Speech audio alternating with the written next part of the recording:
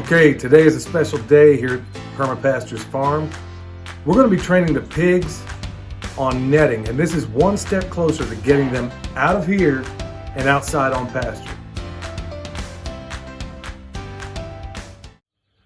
All right, today's a big day on the farm because these guys have been stuck in here for about 12 weeks. Not here the whole time, but they've been here about a month. Anyway, they're 12 weeks old. And they are so anxious to get out on pasture, but we've been unable to do it with other commitments and things that needed to get done.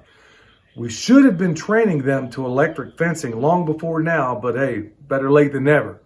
So these guys are going to leave their abode today, and we're only going to give them access to the area that I'm standing on.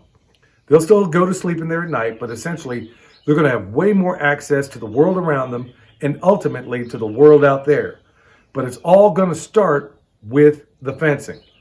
Now, Premier One sells a pig fencing. They sell sheep fencing. They sell goat fencing. They sell poultry fencing. Well, the only thing we have on this farm right now, we have plenty of, is poultry and sheep netting. But folks, I'm here to tell you that if you don't have the pig netting and you already have the poultry netting, I'm going to show you today exactly how you can use that poultry netting to do the same exact thing. So with that said, we're going to get hot on training.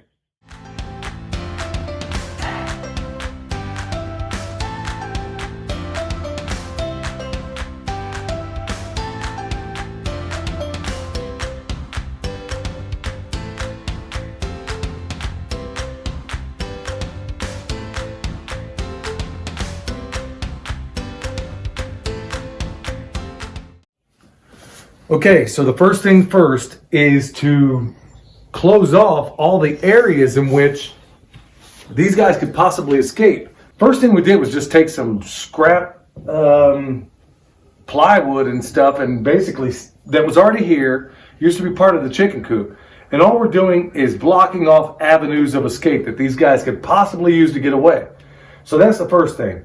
We're taking a space, like I said, they're back in there inside that stall, and they've been there for a while, and they're excited to get out. When we do let them out, we need to be absolutely sure that they cannot escape. Now, this is going to build on something else. This is just the first part of it. So they have these little intermediate poles back here that'll hold them in. Now, the reason we're setting it up this way and why, unlike chickens or any other animal that we ever deal with, these guys fundamentally, their natural instinct, when they hit an electric wire, as Joel Salatin teaches, they're going to want to push right through it and escape. Well, you need a hard barrier behind that to prevent that from happening. So that's exactly what we're doing. If we had a gate up here, it would solve the purpose. Now over here, we have exactly the same dilemma. We're using the gate on that side over there, the door, to one of the other stalls where the sheep used to be when we first got here. We're using that, we're basically staking it open, and we're taking another piece of scrap plywood that was already here, and we're staking it into place. So when the chicken, or the pigs, when they ram into this thing, they're not getting out. So now, the next step is taking the electrified chicken fencing and covering this bad boy up.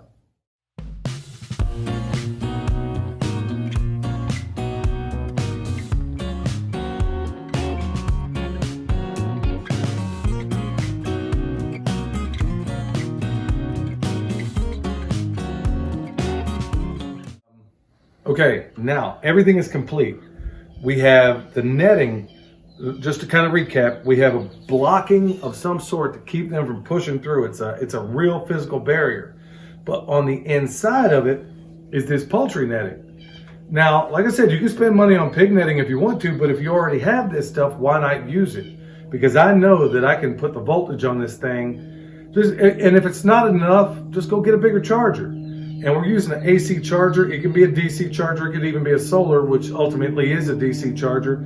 At the end of the day, there's going to be about 6,000 to 10,000 volts on this thing. And believe me, with their wet noses, it's going to be all the respect they need to realize, hey, every time I see this fence, I'm going to get Kentucky Fried, or at least get the sensation that they feel that way. And all this fence is a psychological barrier that it works no differently than mirrored sunglasses and a shotgun works on an inmate, but with a little less consequence. Now these guys are going to go through this thing. Their noses are going to hit this at about this level here. They're going to say, oh shoot, that sucks. and they're gonna try to run through it. And then after a few times of doing that, these guys are so intelligent, they're gonna realize, I don't want to do that. And then they will respect this fence.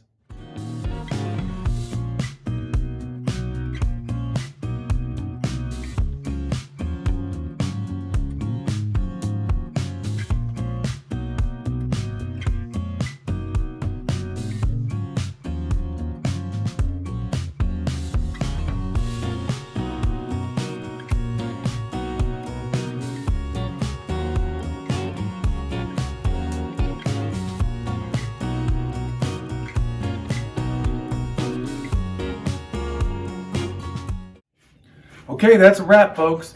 Simple as can be. I mean, it doesn't matter as long as the voltage is high enough and as long as your fence is intact.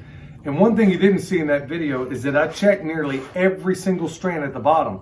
Because if you have a break in it anywhere, well, that's a point where it can be compromised, and they almost certainly they won't try to escape. But the most important thing is make sure the spark on your fence is what it ought to be. Now, little Bess over here got to the point where she was she got close enough to realize, hey, this is not something I want to mess with. So we'll leave them in here. They're going to stay in this little area, I suspect, for about a week, and then we're going to get them out here on pasture. By that time, these guys ought to be plenty big enough. So with that said, and with this, folks, give it a shot. Let us know how it works out. Leave your comments below. Subscribe. Tell people about us. This is Billy, the permaculture pimp daddy from Perma Pastures Farm, and we'll see you next time.